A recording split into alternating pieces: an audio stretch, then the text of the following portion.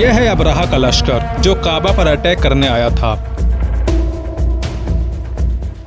Abraha Yemen का बादशाह था और उसने यमन का दारुस सल्तनत सना में एक आलिशान गिरजाघर तामीर करके यमन के लोगों में ये ऐलान करा दिया कि आइंदा कोई शख्स हज के लिए मक्का मुकरमा ना जाए और इसी गिरजाघर को बैतुल्लाह समझे। जब मक्का वालों को ये मालूम हुआ तो कबीला किनाना का एक शख्स बहुत ज्यादा गुस्सा होकर यमन गया और उस गिरजाघर में गंदगी फैला दी। बाज रिवायत में यह है कि उसके कुछ हिस्से में आग भी लगा दी। अबरहा को जब ये मालूम हुआ तो उसने एक बड़ा लश्कर तैयार करके मक्का मुकरमा का रुख किया। रास्ते में अरब के कई कबीलों ने उससे जंग की, लेकिन अबरहा के लश्कर के हाथों उन्हें शिकस्त हुई। आखिरकार ये लश्कर मक्का मुकरमा मगसम नामी एक जगह पहुंच गया, लेकिन जब अगली सुबह उसने बैतुल्लाह की तरफ बढ़ना चाहा तो उसके हाथी ने आगे बढ़ने से इनकार कर दिया और उसी वक्त समंदर की तरफ से अबाबिल परिंदे आए और पूरे लश्कर पर छा गए। हर परिंदे की चोंच में 3-3 कंकर थे जो उन्होंने लश्कर के लोगों पर बरसाए। उन कंकरों ने लश्कर के लोगों पर वो काम किया जो बारूदी गोले भी नहीं कर सकती। जिस पर भी ये कंकरी लगती उसके पूरे जिस्म को छेदती हुई जमीन में घुस जाती थी। यह अजाब देखकर सारे हाथी भाग खड़े हुए। लश्कर के सिपाहियों में से कुछ वहीं हलाक हो गए और कुछ जो भाग निकले वो रास्ते में मर गए।